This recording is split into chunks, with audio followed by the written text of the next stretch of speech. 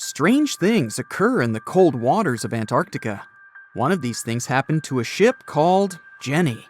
It was a small schooner whose history began in 1822. The boat and its crew set sail and disappeared a year later. For 18 years, the ship was considered sunk. People forgot about it, but in 1840, the vessel reminded the world of itself. That year, the whaling ship Hope sailed through the Drake Channel in Antarctica. The crew members noticed a ship among icebergs. It was the schooner Jenny. It was floating slowly in the dark, with no signs of life. The captain of the Hope, Mr. Brighton, gave the order to approach the mysterious vessel. They thought it was some creepy ghost ship, but as they came closer, they noticed crew members on the deck. The sailors of the Hope called out to them, but received no answer. This time, it became clear that something terrible had happened to the Jenny. When Brighton boarded, he realized that the Jenny crew members weren't missing. They were here. Frozen people stood like statues. Brighton went down to the lower deck and found the captain. He was sitting frozen at the table, holding a pen. Brighton looked at the logbook. The last record was made on May 4th, 1823. The captain wrote that he was the only living member of the crew. They spent 71 days without food. It seemed that the ship got lost in the sea because its captain went off course or sailed into an iceberg, but no one knew for sure. After that, nobody ever saw the Jenny again. According to rumors, the crew of the Hope abandoned the frozen ship and left it to drift in the cold waters. According to other rumors, this whole story is fiction. The story of the Jenny was described in a German magazine in the middle of the 19th century. Still, there was no further evidence of the ship's existence. Already in our time, Cambridge University decided to explore the case of the Jenny. The researchers discovered that one of the crew members of the Hope, who didn't disclose his name, told someone the legend of the frozen ship. Someone shared the story with another guy, and it was published in a German magazine called Globus. And that's all. There was no other evidence. One of the most famous ghost ships was the Mary Celeste, and there's no doubt about its existence. The history of this vessel was documented in court. People wrote about it in newspapers, but the most exciting thing is that the ship continued to be used even after 10 people disappeared from its deck. The history of the Mary Celeste began in Canada in 1861. When it was first built, the ship was called the Amazon. It changed captains several times, and it also hit some rocks. The boat was sold, bought, then sold again, repaired, and sailed under the name Mary Celeste. In 1872, it had a new captain, Benjamin Briggs. He was a decent, brave man with a lot of experience in navigation. He had a beloved wife, a daughter, and a son. When he went on his last voyage, he took his wife and daughter with him, and his son stayed in America. In November of 1872, the Mary Celeste sailed from the port in New York with 10 people on board and disappeared. 8 days later, another ship, the Dei Gratia, also left New York and followed the same route. Dei Gratia's captain, David Morehouse, noticed the Mary Celeste and immediately realized something was wrong. The ship was moving too freely, as if no one was controlling it. The captain tried to contact the crew members, but no one answered him. Then, together with other sailors, he climbed aboard the Mary Celeste. The ship was in good condition. There was no damage. The hold was slightly filled with water, but it could be easily pumped out. Everything seemed fine, but one lifeboat was missing. The crew members' valuables were in their cabins. The cargo was in the hold. The supplies of water and food were untouched. Judging by the records in the logbook, the ship was caught in a storm, but it was not too strong. Other ships also sailed through this storm, but nothing bad happened to them. The last record was dated November 25th. and it claimed that everything was fine. The sails of the Mary Celeste were slightly damaged, but perhaps it happened after the crew had disappeared. The whole ship was in excellent condition, but what made the people leave it? Part of the crew of the Dei Gratia stayed on board the Mary Celeste to bring it to dry land. Everything went well. They delivered the ship to the closest port. Next, the captain of the Dei Gratia appeared before the court and told about what had happened. However, the prosecutor and the judge didn't want to believe in the story of the Mary Celeste. They were sure the captain got rid of the ship's crew to get money for its cargo. According to the maritime laws of that time, if you found a ghost ship with valuable cargo, then a substantial part of this cargo belonged to you. So, many people thought that David Morehouse decided to earn some money. This version seemed to be more valid than the one about the mysterious disappearance of 10 people. Fortunately, no one accused the captain of committing a crime. They thanked him for his service and gave him a monetary reward. However, his reputation was damaged, which greatly affected his career, as many believed he attacked the crew of the Mary Celeste. But even after this terrible case, trial, and investigation, the story was not over. The Mary Celeste was still an expensive and efficient vessel. It sailed several times, but then one captain crashed it into the reefs to get insurance. The court revealed this deception and accused the captain of intentional property damage. The story of the Mary Celeste became famous all over the world. People began to build their theories, realistic and not. Someone believed the ship had sailed through the Bermuda Triangle, but this version was quickly refuted, as the route of the Mary Celeste passed thousands of miles away from the Bermuda region. Did the Kraken or another giant monster attack the ship? Nope. Since the boat was found in almost perfect condition, there were no signs of a struggle. One of the most popular versions was that the crew of the Mary Celeste stole some valuable cargo and sailed to Spain on the rescue boat. However, those who knew Captain Benjamin Briggs said he was a good, honest man. Besides, he had a son in New York, and Briggs would never leave him. A more thorough investigation revealed that a series of accidental circumstances could have caused the disappearance of the ship's crew. Before its last voyage, the vessel delivered coal. Perhaps the pump intended for pumping water got clogged with coal after that, and when the ship got into a storm, the hold filled with water and the pump broke. The captain couldn't understand the amount of water because numerous barrels in the cargo hold blocked the view. Benjamin Briggs assumed it was dangerous to stay on the ship during a storm, so he evacuated with the passengers on a lifeboat. Perhaps they were close to land and decided to sail there, but the storm intensified and overturned the boat. Also, one record in the log journal said that the chronometer was faulty. It was a device that helped to determine your location at sea using longitude. Briggs got lost and didn't know which way to sail. The storm was strong, and he couldn't determine whether the ship would sink. Perhaps Briggs decided to leave the ship in a rescue boat when he saw the coast of the Azores. The uniqueness of this ghost ship case is that, unlike many others, you can investigate it yourself. There's a lot of information about the Mary Celeste on the internet.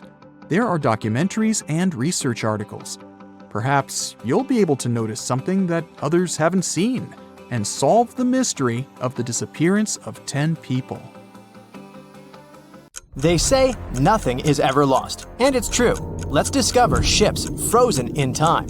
The first one is truly fascinating. Here, the Antikythera shipwreck. It's a Greek trading ship from the 1st century BCE. It's located on the east side of the Greek island of Antikythera and at the merging point of the Aegean and Mediterranean seas. Around 2,000 years later, in 1900, a group of Greek sponge divers discovered the wreck. They were going to Tunisia, yet they were forced to find shelter from a storm on a nearby island. Since they couldn't go anywhere due to the storm, they decided to look for sponges until the weather got calmer. one of the divers discovered the shipwreck at depths of around 130 feet. Imagine someone going for a sponge hunt, but getting out to the surface with archaeological treasures. The captain of the sponge boat talked to the Greek officials about what they had found. The officials sent 2 ships to the wreckage. The salvage operation was successful, and discoveries are now in Greece's National Archaeological Museum in Athens. The findings included 3 life-sized marble horses, jewelry, coins, and hundreds of works of art, including a 7-foot-tall Colossus statue of Hercules. Among these treasures, Antikythera ephebe, a bronze statue of a young man, caught more attention. Because the ephebe doesn't comply with any familiar iconographic model, and there are no known copies of his type, he held a spherical object in his hand. Scholars have different theories of who that person could be, but they are not in a consensus yet. More than 70 years later, Jacques-Yves Cousteau and his team went to the area and recovered hundreds more artifacts and the remains of 4 people. Interestingly, they discovered a complex set of interlocking gears, capable of predicting the movement of the sun, moon, and several planets. The mechanism can also show the times of solar and lunar eclipses years into the future. Think of this Antikythera mechanism as an early computer calendar, to plan significant events like agricultural activities, religious rituals, and Olympic Games. These artifacts found in the Antikythera wreckage are some of the most important findings in modern archaeology. Just the Antikythera mechanism itself has changed our perception of the limits of ancient technology. The mechanism has a sophisticated design and was made over 1,000 years ago. After all these amazing discoveries, experts believe that the wreckage site has remained largely unexplored, and is mostly because of its location and the landscape of the seafloor on which the ship rests. The wreck is too deep for scuba divers but too shallow to use something like a submersible. A survey made on the seafloor in 2012 showed evidence of a second wreck about 800 feet to the south. It's clear that this area has a lot to offer humanity. What would happen if those sponge hunters didn't go to the area? Scientists found a shipwreck in Antarctica at the bottom of the Weddell Sea 107 years after it sank. The name of the ship was Endurance, and it was the lost vessel of Antarctic explorer Sir Ernest Shackleton. Scientists who laid eyes on it decades later say it is among the greatest undiscovered shipwrecks ever. That is why they filmed the whole discovery. The video shows the remains of the Endurance and proves it is still in remarkable condition. It has been sitting in 10,000 feet of water for over a century, yet it looks like it sank very recently. So the story goes like this. The ship was crushed by ice and sank in 1915. Shackleton and his crewmates had to escape by themselves in small lifeboats. From then on, it was all about survival. Shackleton imagined to get his crew to safety. Then, the ship sank. Yes, this is a pretty impressive story. But why did scientists prize this ship? Firstly, Shackleton's Imperial Trans-Antarctic Expedition sailed to make the first land crossing of Antarctica. Yes, the crew was trapped in ice, but the intention was important. Secondly, it's about the challenge itself of finding the shipwreck. The Weddell Sea is almost always covered in thick sea ice. The same ice that made the Endurance sink. Getting near the presumed sinking location is super hard, let alone being able to conduct research. Experts of the modern expedition team foresaw the time when the lowest extent of Antarctic sea ice would come using satellite images. They realized that the weather was in their favor to start an expedition. Dr. John Shears said that they have successfully completed the world's most difficult shipwreck search, fighting against constantly shifting sea ice, blizzards, and temperatures decreasing to negative 0.4 degrees Fahrenheit. Yeesh, I can't imagine the worst conditions in Antarctica if these conditions are in their favor. Lastly, look at this. It's timbers. They're very much intact. Plus, you can read the ship's name. It's still visible. Marine archaeologist Menson Bound says that this is the finest wooden shipwreck he has ever discovered. He has 50 years of career experience, so I believe the guy. So how come the wood is not rotten? Dr. Michelle Taylor, a deep-sea polar biologist, said that there has been little wood deterioration because the wood-munching animals are not in this forest-free region of Antarctica. Workers of a coal mine in East Serbia discovered 3 shipwrecks that had been there for at least 1,300 years. The largest shipwreck is an ancient Roman fleet. It's around 50 feet long with a flat bottom. It's estimated that the ship could carry a crew of 30 to 35 people. Looking at its hull, you can see the marks of repairs. Wow, this one had a lengthy career. You know, it gives us insight into more than 1,000 years ago. The two smaller vessels, on the other hand, match descriptions of boats used by Slavic groups to attack the Roman frontier. These two have been discovered under mud and clay in an ancient riverbed. Apparently, in those times, there was a Roman base in a place called Viminacium City. Interestingly, Viminacium was a provincial capital with an estimated 40,000 inhabitants in the 4th century CE. For comparison, it was even larger than Pompeii.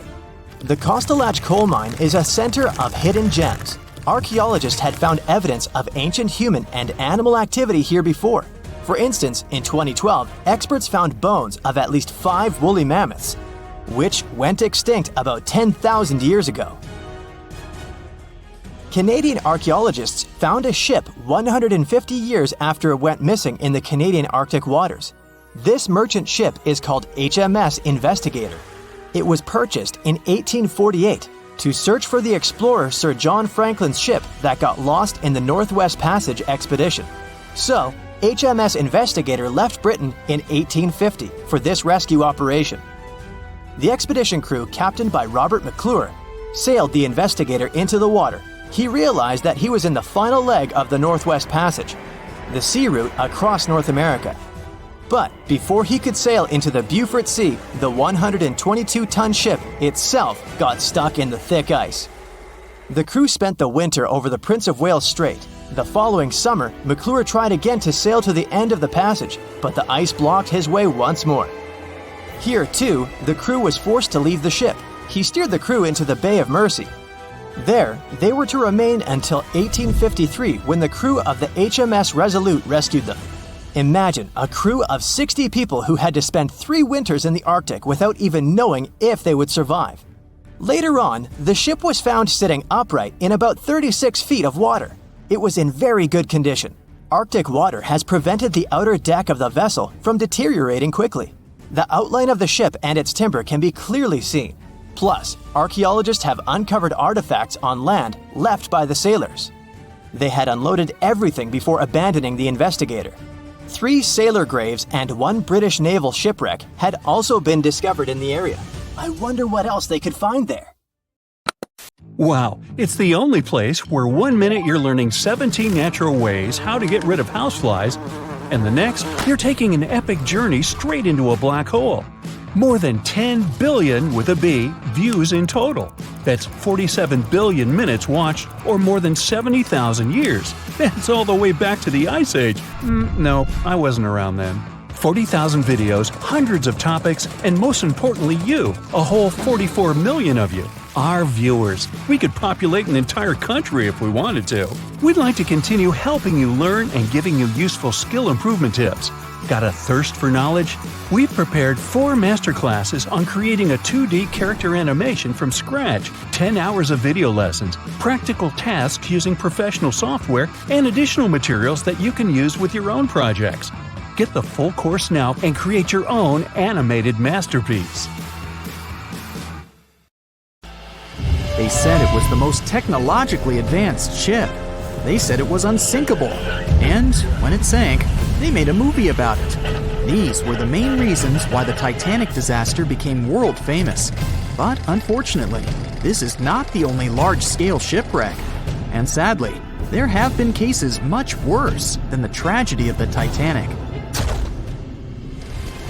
One of them occurred on April 27, 1865. The Sultana steamboat carried passengers and cargo daily between St. Louis and New Orleans. It was a pretty large wooden boat with 3 decks and was 260 feet long and 70 feet wide, almost twice the size of a basketball court. The ship could carry about 350 passengers, but on that unfortunate day, more than 2,000 people were on it.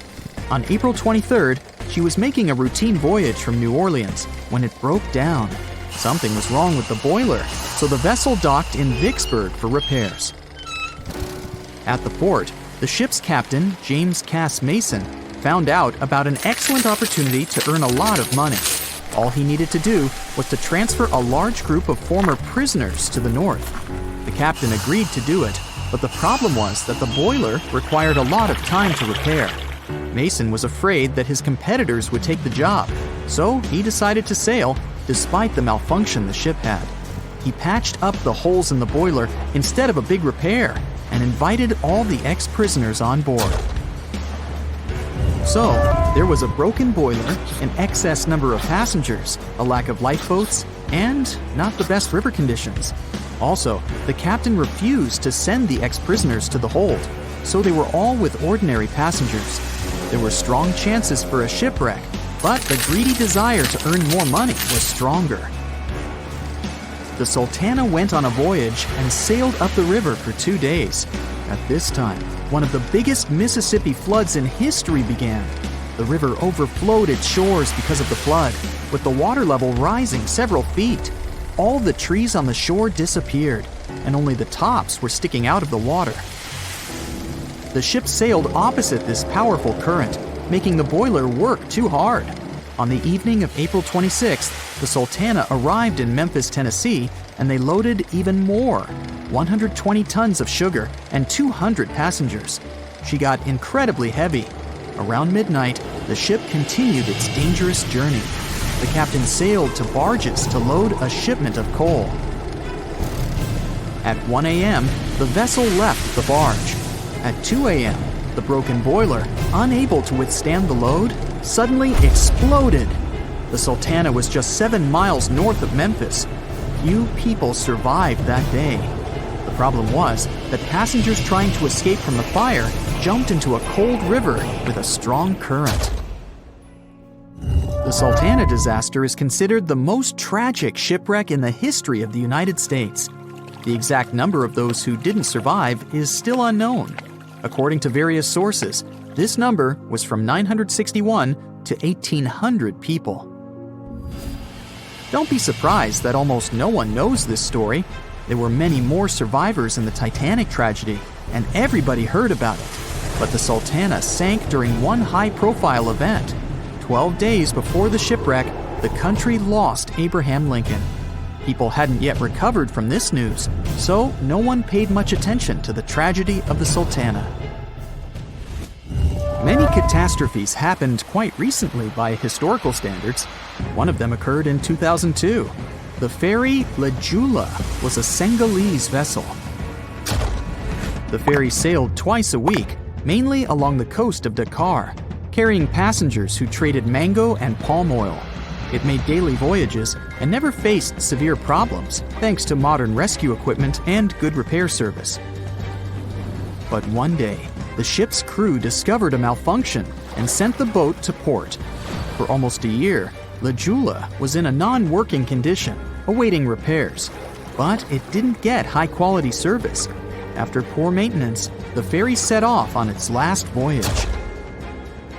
On September 26, 2002, La Jula sailed between southern Senegal and Dakar, and at 11 p.m.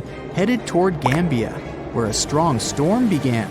The wind raised high waves, but this wasn't critical for the large passenger ship unless the number of people on board didn't exceed the established norm. La Jula was supposed to carry about 500 passengers, but had many more people that day. Too many passengers, poor repairs, and a strong storm caused severe problems for the ship. But the main factor in the shipwreck was that La Jula was only built for sailing in coastal waters, but that day, it sailed far from the shore. Big waves started rocking the boat, and at some point, it just turned upside down. The ship's deck went underwater, and its lower part stuck above the surface like an iceberg. All the passengers sitting in cabins fell on the ceiling and lost their orientation in space. There were no holes or damage in the ship's hull, and water flooded the lower decks for a long time. The vessel stood in a twisted position for several hours. Then, the boat began to sink when the water seeped through the deck and hold. The ocean was warm, but no one came to save the passengers. People had to wait almost 4 days to be rescued.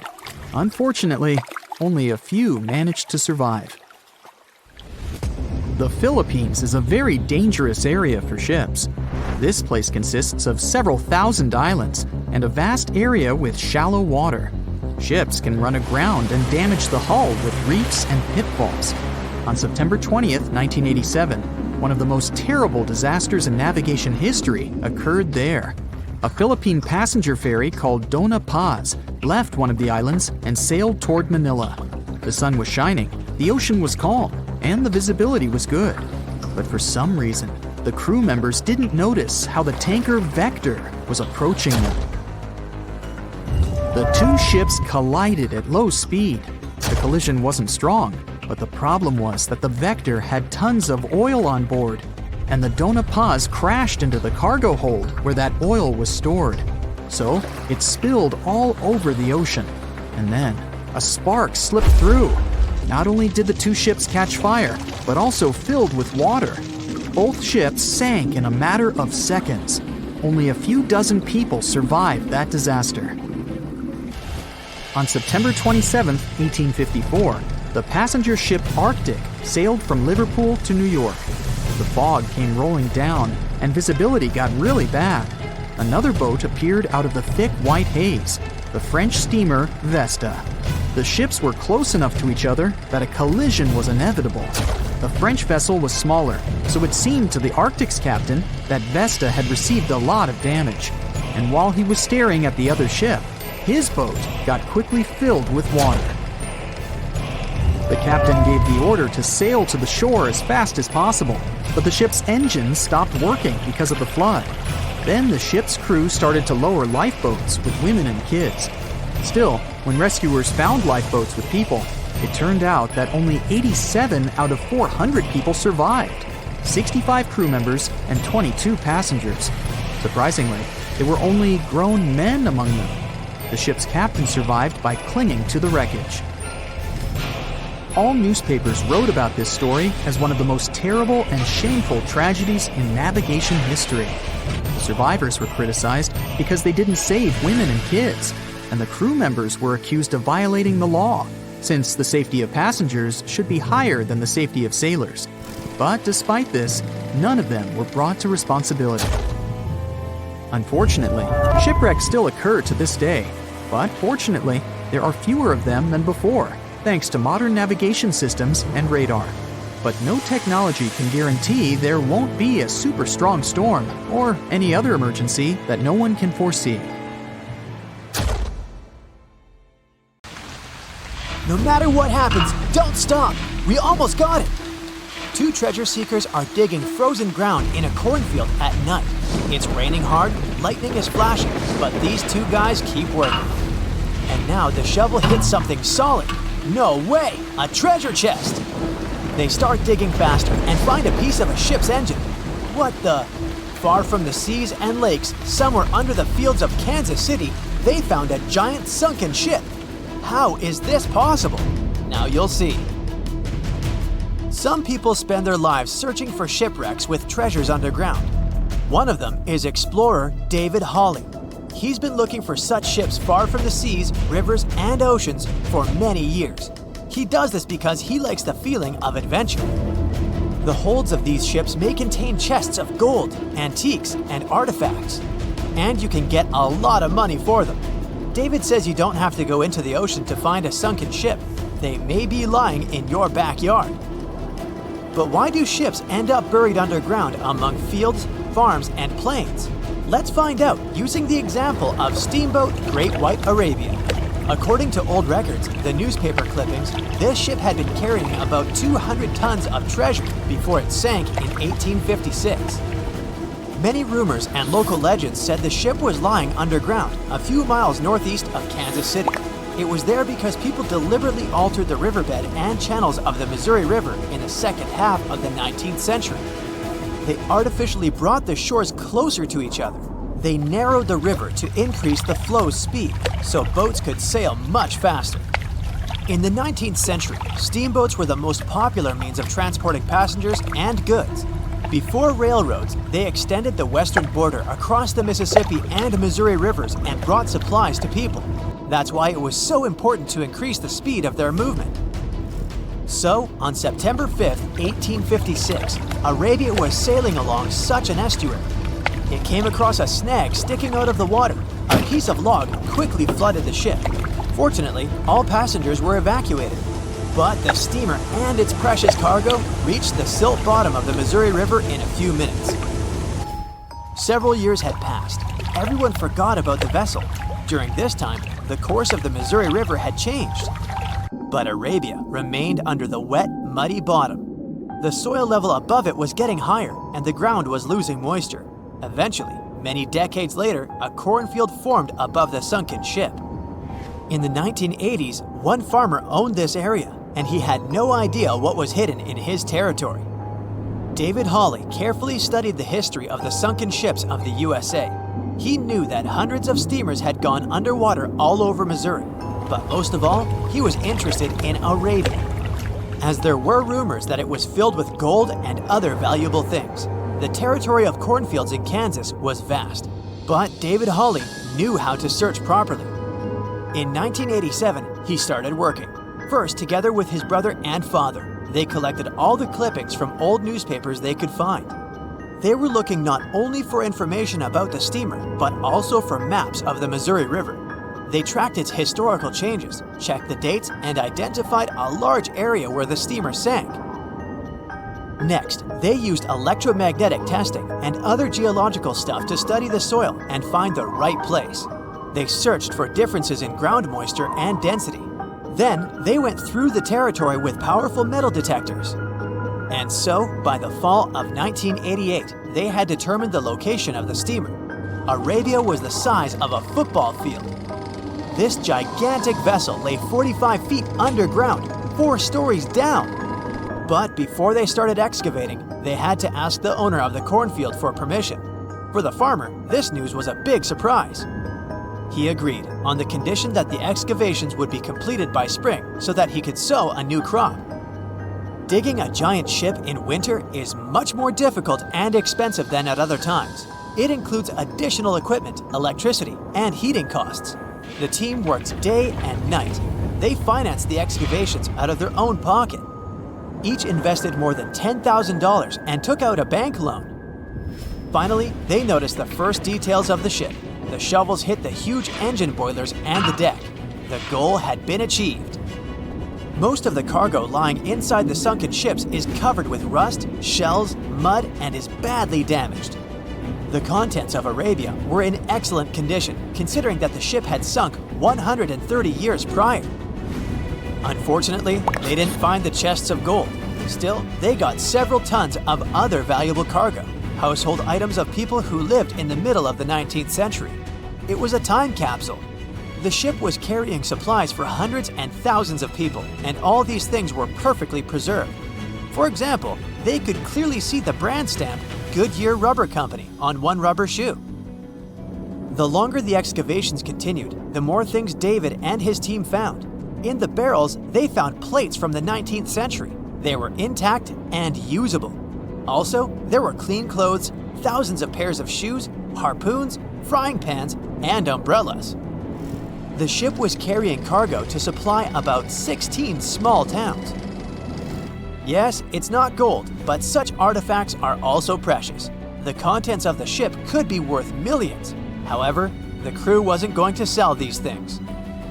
They made a museum on the site of a former fruit market in Kansas City. If you go there, you will immediately feel like you're in a department store of the 19th century. There are thousands of items in good condition. Even the matches here are dry enough to light up.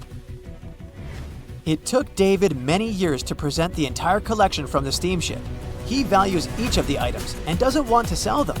Anyone can come here, pay for a ticket, and find themselves in the past. Who knows, maybe there's an old ship hidden in your backyard too. Geologists found an older vessel in the hot desert of Namibia in 2008. This ship sailed back in the days when pirates scared sailors on the seas, and now it's inside a dried-up lagoon. The ship sailed from Lisbon in 1533 and disappeared with the crew near a small diamond mining town. After almost 500 years, the hull had been badly damaged. Only the carcass of the ship remained, but the treasure hidden inside the vessel stayed intact. They carefully studied the boat for a long time, trying not to ruin anything. And then, 5 days later, they found a big old chest in the hold. Carefully opening it, they found gold coins there. Thus, the cost of the ship was estimated at about $10 million. The exact cause of the shipwreck is unknown, but experts believe the ship was destroyed by heavy cargo and bad weather. It went to the bottom of a lagoon that later became a desert. Some find an airplane in their backyard, others discover a ship, and one man found a passage to an ancient secret city in his house. This happened in Turkey in 1963. The owners of the building decided to make repairs. He went to his basement and knocked down the wall to turn this place into a living room. And so, behind one wall, he found a tunnel leading underground. The man thought it was some kind of a secret chamber. He went down there and realized it was something much more than that. It was an ancient city 18 floors deep. People built it in the years 780 to 1180 as a refuge from weather disasters and the invasion of enemies. This place also includes many underground tunnels that stretch for several miles in different directions. People could get to the town from different points using secret passages leading to these roads. The city can accommodate about 20,000 residents, livestock, and tons of food supplies. Archaeologists have also found a chapel, schools, stables, and public kitchens there. Thick fog is rising over the ocean as the sun is slowly sinking towards the horizon. It's hard to see further away than a few dozen feet, but that's enough to notice a hulking, skeletal shape in the distance. As your ship approaches the figure, your heart beats faster, and then you make out the details of another vessel, abandoned by the looks of it. Ghost ships do exist, and their mysteries aren't always solved. Take MV Hoita, for example. It was a wooden vessel built in 1931 as a luxury yacht. It had served well to various people over 20 years before it was bought by a Samoan sailor and became a merchant ship. In 1955, though, Hoita's service came to an abrupt and mysterious end. On October 3rd, it set sail for another trading voyage that should have taken no more than 48 hours. Delays happen in the sea, so when Hoita didn't arrive on October 5th as scheduled, there was little worry yet. But then it failed to come on the following day too. There was no distress signal or any other sign of Hoita's presence anywhere between its departure and arrival points. A search and rescue party was dispatched to find the ship, and for 6 days, they were scouting the area of nearly 100,000 square miles. On October 12th, the mission returned to the base empty-handed. Hoita vanished without a trace. It was only a month later that another merchant ship, Tuvalu, noticed the missing vessel far away from its route, drifting in the open sea and listing heavily. The sailors boarded the ship and found that all of its crew and passengers, 25 people total, were missing, along with all the cargo the vessel had been carrying. The radio was tuned to the International Distress Channel, meaning that the crew had been trying to ask for help, but they couldn't reach anyone because the radio cable had been damaged, limiting the range to 2 miles. The lifeboats were missing as well, indicating that people on board must have left the ship. Unfortunately, they seem to have taken the logbook with them, leaving the rescue team clueless as to what had happened. Even today, the mystery of MV Hoita hasn't been solved yet. No one knows where the crew and passengers had gone and what had caused them to leave. SV Carol A. Deering wasn't a ghost ship in the usual sense of the word. There are no sightings of it in the open sea. Instead, it was found on the shore. But the circumstances of it running aground are a puzzle shrouded in mystery. Carol A. Deering was built in 1919 in Maine, and it was a large vessel made for commercial voyages. Unfortunately, despite its large cost of construction, it had only served for a year before its last trip. July 19, 1920. The ship was traveling from Puerto Rico to Rio de Janeiro via Newport News to deliver a cargo of coal. It was almost halfway to the final destination when the captain fell seriously ill, and the crew turned back to drop him and his son off and replace the captain.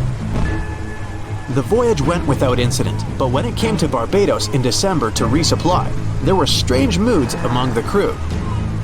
The first mate didn't seem to be happy with the new captain. no one paid much attention to it back then, when they probably should have. The last sighting of Carol A. Deering at sea was on January 28, 1921, when a lightship noticed it off the coast of North Carolina. There was some commotion on the quarterdeck of the ship, where the crew were normally not allowed. Then, another vessel sighted it, but there was already no one on the decks. On January 31st, the merchant ship was found hard aground in the Diamond Shoals, a site notorious for numerous shipwrecks that had been occupying there for centuries. When the search and rescue party boarded the ship, they found it abandoned, the log and personal belongings of the crew gone, along with the 2 lifeboats. There is still no answer to what happened on board of Carol A. Deering that January, although the most popular version was mutiny. Maybe we'll never find out the truth though. SS Bechimo is perhaps one of the most notable ghost ships in history.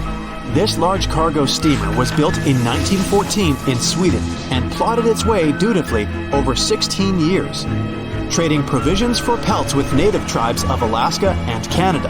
But then, on October 1st, 1931, Bechimo got caught in pack ice. At first, it seemed the crew would be able to wait it out and continue on their route because the ship broke free in a couple of days.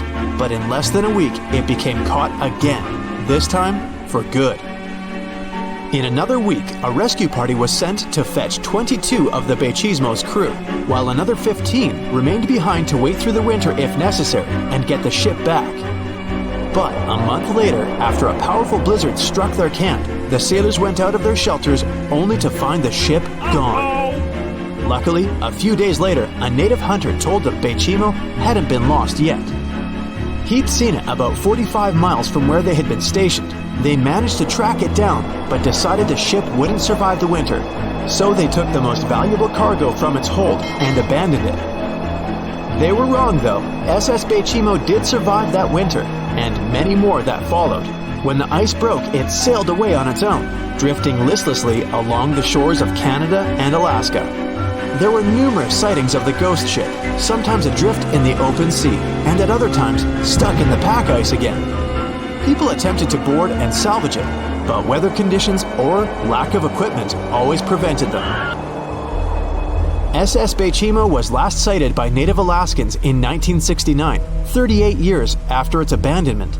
What became of it later remains unknown.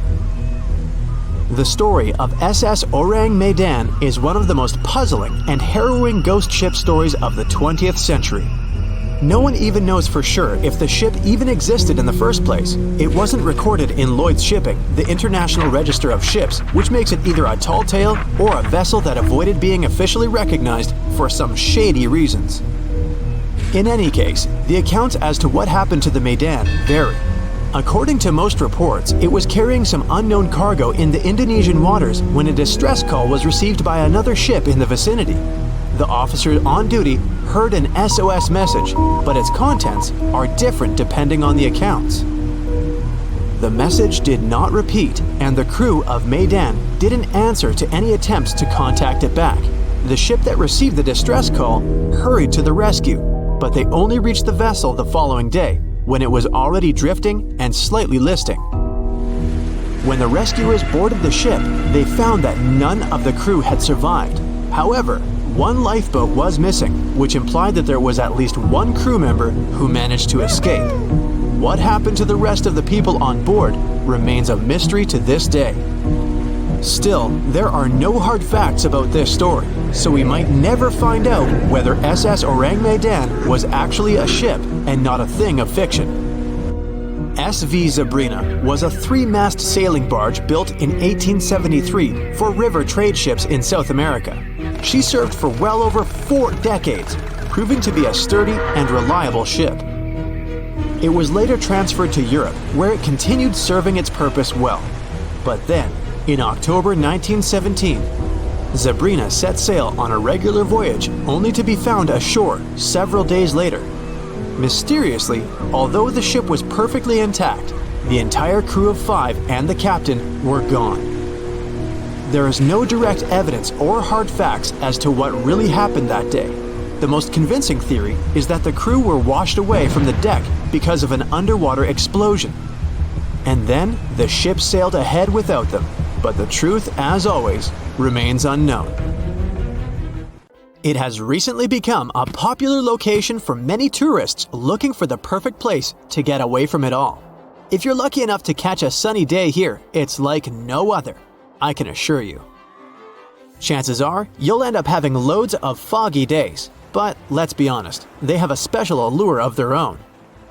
This enchanting smile-shaped island is called Sable Island. It's located 190 miles from mainland Nova Scotia. It wasn't accessible to the general public until 2013. That's when it was added to the list of National Parks of Canada. You can get here either by plane or by water. But what's so enchanting about this place anyway? There must be something since the yearly tourist count is growing every year. Firstly, there's a spectacular number of wild horses here. There are between 200 and 500 horses roaming free all over the island. There's also a large population of gray seals. The place is also the only breeding location of a rare bird species called the Ipswich sparrow. If you're already considering a trip here, there are some things you need to know first. Remember that fog I mentioned earlier? Well, it turns out that Sable Island is the foggiest place in the Canadian Maritimes. I'm talking about approximately 127 foggy days each year. During such days, Sable Island literally disappears underneath a thick layer of fog. You won't be able to explore the place on your own either. The local regulations state that visitors need to travel within a group, and they also need to keep a 197-foot distance from the wildlife they can encounter here. As charming as this place may be, it holds a dark secret hidden beneath the sandy dunes, and it has nothing to do with beautiful creatures living here or the island's unique vegetation. Apart from being known from its horses and seals, Sable Island is infamous for an overwhelming number of shipwrecks. Over the years, about 350 ships have ended their lives here, on these sandbars. When survivors described their experiences, they usually mentioned harsh weather conditions near this mysterious island. The island also made its way into literature when it was described in a book called The Perfect Storm, which was written by Sebastian Junger and published in 1997. The book was so successful that it was later adapted for the big screen in 2000, with George Clooney playing the leading role. The first recorded shipwreck near Sable Island dates back to 1583. The boat was named the HMS Delight and was under the command of British adventurer and explorer Sir Humphrey Gilbert. Only 17 people managed to survive the catastrophe by escaping in a small boat. Records mention that they spent 7 days at sea before reaching the shores of Newfoundland. In 1884, another vessel named the Nicosia struggled in the thick fog as well. The ship was completely destroyed, but fortunately, all 18 crew members managed to survive. The captain's son was almost lost at sea when a lifeboat capsized when he was climbing into it.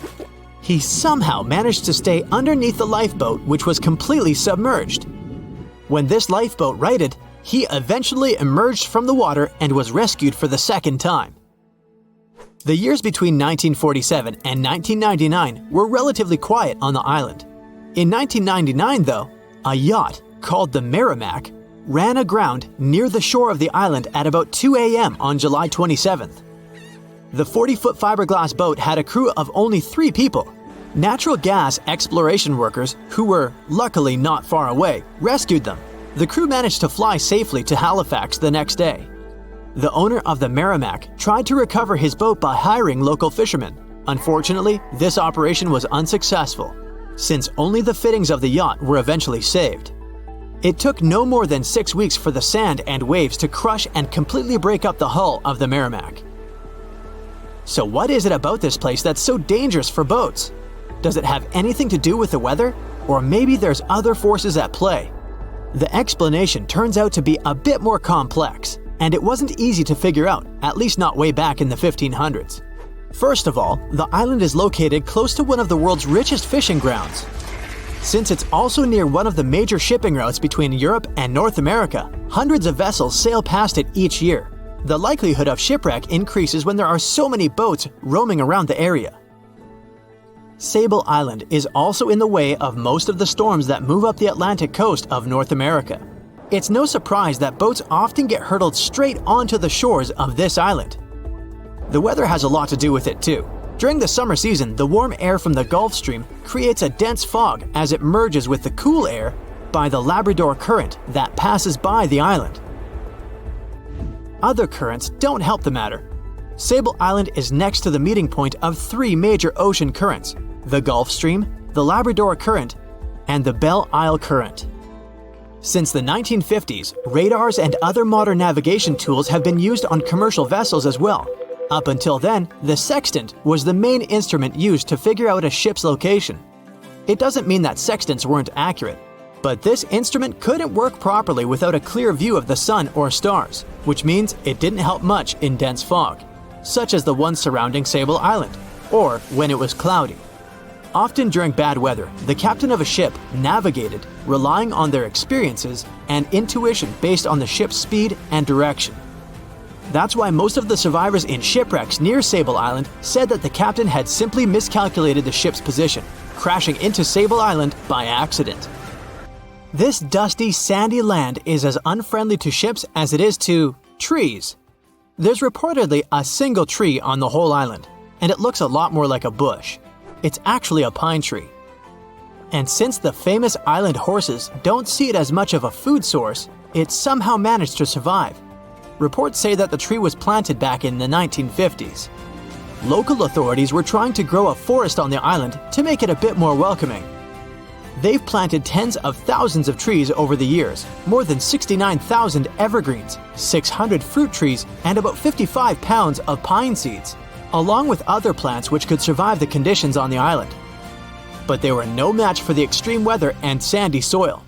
Out of all those plants, just one pine tree is still alive. Thanks to its resistance, it has even become a symbol of Sable Island. Interestingly, for around 40 years, the island also had just one inhabitant. Can you imagine that? One person living on a remote island for so many decades? It's the story of a woman called Zoe Lucas. She chose to surround herself with the only residents on the island: the horses, the gray seals, and the many species of birds. An esteemed naturalist, she mentioned in an interview she gave back in 2017 that she was used to living on the island and that she never got lonely. To survive here, she had to put together an essentials kit. It included a notebook to take notes and a pair of binoculars to study the wildlife. You can safely assume she wasn't scared of the intimidating surroundings, since she decided to eventually call this place home. At first, Zoe wanted to set up camp on one end of the island, near some abandoned buildings. But eventually, she settled in a wooden house near a bunch of sand dunes. A Canadian institution called the Meteorological Service of Canada put together the simple construction back in the 1940s. Parks Canada operates the building these days. Zoe's work included gathering as much data on the local horse population as possible. It could help scientists better understand how they managed to adapt to the unfriendly environment. She also helped gather the debris that made it to the shore to help track pollution levels. Among all the rubbish that she collected, there was a refrigerator and a crate full of fresh peppers. Some other specialists eventually started working rotating shifts on Sable Island to offer the brave woman a little bit of company now and then. It's 2018. You get up early in the morning to go ashore and catch some fish. You come to the spot you were yesterday, throw the hook into the sea, and wait. The float is twitching. You've caught some fish, but hey, hello? Why aren't you doing anything? Right now, you don't care about the fish. You're looking at something in the distance. You open your mouth in surprise since you see a huge ship stuck on a shoal. It wasn't here yesterday, so it got here at night. Okay, it'll probably sail away sooner or later. You fish for a few more hours. During this time, you observe the ship and notice no movement there. Is it empty? Boats and the Coastal Service are sailing from the shore to the vessel. You decide to check it out too. You get in your old boat and go there. The mist descends to the water, making the ship look creepy. The colossal vessel is rusty and empty. But where is the whole crew? And how did it get there? The Coast Guard comes on board. They search the hold, the cabins, and the upper deck. There's someone's stuff, some remnants of food supplies, notebooks, and clothes. Everything suggests the crew has disappeared for some reason. Fishers who noticed the vessel first didn't see anyone coming down from the board. No radio signals were sent to the port, and no one reported about the ship. It appeared here from nowhere. The only chance to get any information is to look at the number and name of the vessel. This is Sam Ratulangi, PB 1600. The Coast Guard checks the information, studies the data of all the country ships, and no way. One company built the boat in 2001 in Indonesia. People used it to transport heavy loads across the seas around Asia. The ship had been properly operating for 8 years. People were delivering industrial goods to different points in the region, but something went wrong. In 2009, Sam Ratulangi was sailing near the coast of Taiwan, and that's it. There were no further records about it. There were no reports in any port. Everyone thought it must have drowned, so no one had been looking for it for years. And then, 9 years later, it appears here, big and rusty, off the coast of Myanmar, without sailors, without fuel. An investigation starts.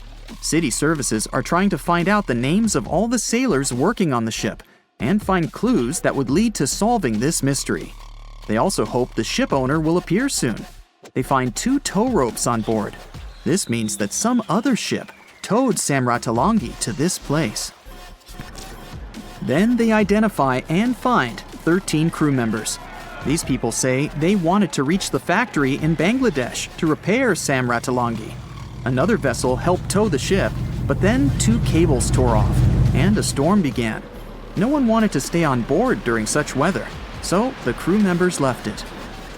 No one knows what the ship has been doing for the last 9 years, and how it was possible without people on board. And here's another, much more mysterious ship story. On February 16, 2020, locals found a large cargo ship stuck on a rocky shore off the coast of an Irish village. The boat looked rusty, with holes in the hull and rotten parts.